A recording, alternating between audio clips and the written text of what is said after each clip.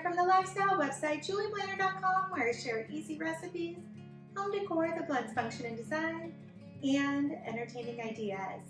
Today I'm doing another video on my minimalist series. Now if you've watched previous videos, you'll know that I didn't really realize I was a minimalist, not only in our home, but in life. So today I'm calling this Becoming a Minimalist in Life, How I Get Things Done with Kids.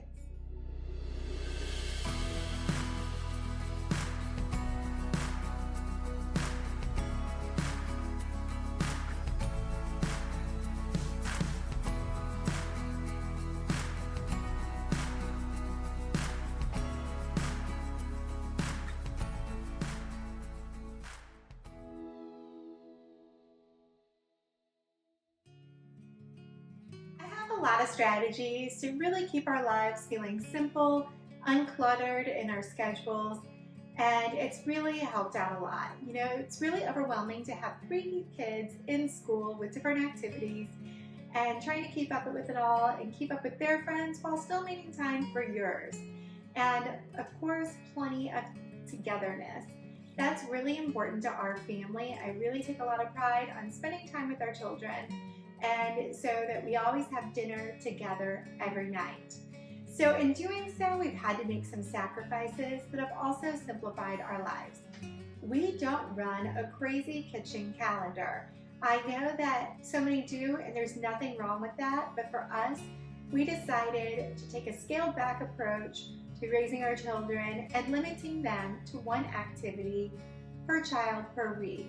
There are a couple of exceptions to that, but it's worked out really well for us. It really helps them make thoughtful choices about what activity they would like to participate in, and they really get into that activity. And we don't do anything on a competitive level, which keeps it really easy and breezy. If we miss night, there's no repercussions whatsoever. So Annie and Isla have decided this year to double up, and they both do dance. Last year, all 3 girls decided to do gymnastics. And when I sign them up somewhere, I look for a place that is not only close in location to our home and that I feel like would be a great fit for them, but also if I can coordinate their schedules, by all means, I do it. So Annie and Isla take dance class at the same time in the same studio. And last year, they all 3 took gymnastics at the same time at the same studio, even though they were in different classes. So that's worked really well for us to keep stress to a minimum. Now Annie and Isla also participate in Girl Scouts, but that's only 1 night a month, so that's very, very manageable. Again, we try to keep it that way. Adeline was doing swim for a while, but she decided that's not for her and she's not ready to jump into anything else just yet. In the summer, we can pick up a few more activities where they'll do tennis and swim. They love both, and they're really convenient because they're in our neighborhood. So it makes it really easy for me to get them to and from, and they all coordinate on times yet again. When that's possible, it's great to do it. I know that that's not always an option, but if you can, gosh, it makes things so simple. Now, another thing that we do is we try to coordinate play dates. If I'm really overwhelmed in work, one of the best ways to keep my kids occupied is by allowing them to invite a friend over to play. It will keep them engaged for hours on end, and I can get a little more work done. So I use play dates to my advantage. I even coordinate play dates with siblings so that everybody has someone to play with. We are fortunate enough to have some other girls where there are older and younger siblings. Annie and Isla are close enough in age where if there's 1 friend for both of them, they're great. And we have 1 friend for Adeline. So that's worked really well for us as well. This may surprise you, but maybe it doesn't. I don't really bargain shop, and if I do it online. And the reason for that is that it is just time consuming, and my time is more valuable more often than not than whatever it is that I'm shopping for at a discounted rate. I need to know exactly what I can find, where I can find it, get it, and move on. I've enlisted the help of some of those new services like Instacart, Shipt, DoorDash, Postmates, anything to simplify my life, I usually do. And I mentioned if I do bargain shop, I do it online. I have a whole list of ways to save money and get a luxe look for less. I'll link to that blog post in the description below, but I set alerts on products that I'm hoping will go on sale. I also have secrets to shopping to look for less. And if you want a video on that, let me know. Leave me a comment in the description below. I'm always looking for new ideas, but I want to make sure it's something that you're excited to see. This might surprise you as well, but I always donate. I rarely, if ever, resell. I have found that spending time trying to sell things in Facebook Marketplace and on Craigslist, it's so time consuming. People have so many questions, and it's a much better option if I donate. Now, for women's dress clothes, I always try to donate those, like a women's shelter, a lot of men's dress clothes. There are organizations where you can donate those. Eliminating excess is definitely one of my strategies. I take that less is more approach all throughout our home. And as I mentioned before, with our lifestyle. Now, speaking of lifestyle, I live by schedules. We're pretty habitual people. That not only makes it easier and less stressful because we don't have to decide from one day to the next what we're doing, but it also helps keep us all on the same page. I found that this works really well with our oldest daughter who has a bit of anxiety as well. So, we know on Tuesday nights we have dance class, so that we are going to do tacos for dinner because it's only taking 10 minutes. Everybody loves them.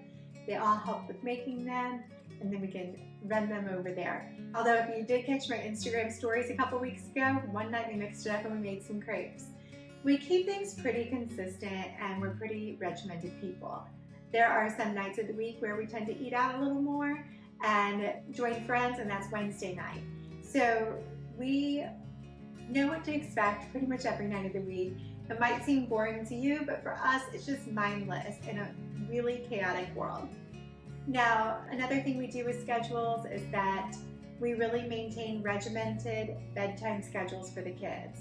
That allows Chris to get his notes done at night, me to get a little work done, and for us to have some time to connect with one another. It's also a great time to do a clean sweep throughout our home. And again, this is about getting things done. So having our kids go to bed at the same time every night not only ensures that they get plenty of rest for the next day and that they're happy, well-adjusted children, but also that we are happy, well-adjusted adults, that we get our things done without being overwhelmed. We keep a pretty consistent menu. I have 20 things I can make without even pulling up one of my recipes. I just make it like the back of my hand. I don't even have to think about it. That makes it so easy to throw dinner together. The kids know exactly how to pitch in and help out, but it also makes grocery shopping simple. We don't really do meal planning. It's like, okay, we're gonna do this, this, and this for dinner this week. Perfect. I know exactly what I need to get. At the lake house, we have our same meals every weekend, and we actually really look forward to them. If we throw one of them out, the kids are like, what? We're not doing that this weekend? They're so disappointed. But it makes it really easy because then I never have to have a grocery list. It really, I don't know, it's life-changing for me. We don't do meal planning. I spend more of my time making dinner and enjoying it than I do planning and prepping for it. Another way that we get things done with kids is that we involve them. You've heard me mention multiple times in this video that the kids help out with making dinner. Well, they help out all throughout our home. Each one of them has a job. Annie's job is keeping the mudroom tidy and keeping the pantry clean and neat and free of expired foods. Adeline's job is keeping the refrigerator clean, neat, and free of expired foods, along with emptying the dishwasher. Isla's job is putting socks and underwear, folding them and putting them away. And she assists with cleaning out the car because for some reason the car collects stuff. I don't understand where it all comes from, but it all has to leave at some point. So each kid has their own job. They're also responsible for keeping their rooms clean and keeping the main level picked up on a regular basis. And I'm not afraid to put them to work outside of that. If I need help with my work or if I want the basement cleaned up, we make it fun for them. We'll come up with a fun way to get them involved. Like I have Adeline helping me prune leaves off of flowers, or they do a quick 10-minute, cleanup. We break it up into 5-minute increments, so they're excited and they're like, ready to get it done and kind of a race, knock it out. Anything we can do to make it fun for them and just bottom line, get the job done. So we involve our kids in all of our household duties. And finally, we don't get it all done. I have lists. In fact, I have lists upon lists.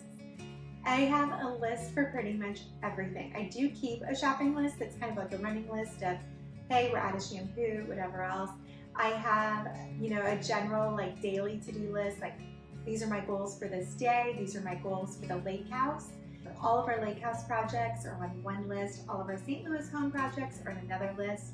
We have lists upon lists, and we prioritize those. And you can't get it all done, especially with kids, but you can make it manageable. So Chris really helped me start embracing lists because I was making lists and never finishing them. And it's really important for him to visualize it so he can get the job done. And we can work together and we can prioritize. And that has eliminated a lot of stress in our life and helped us take more of a minimalist approach to life as a whole. That less is more, the less things we have on our list, the better. So we don't sweat the small stuff. The small stuff you just have to let go. Somebody could not believe when they saw one of my videos upstairs that I don't make beds. I'm really sorry, I don't. If we have guests coming over or for special occasions, sure, we'll make the beds when we're having a birthday party or something. But on a regular basis, it's just not something I can physically get done every day, and I just don't think it's necessary.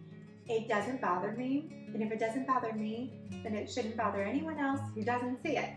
So I know I should be ashamed, but I'm not. I've let go of the small stuff. The more that I let go of the small stuff, the more I started enjoying my life and truly living it to the fullest. So don't worry about what other people think. Do what works for you.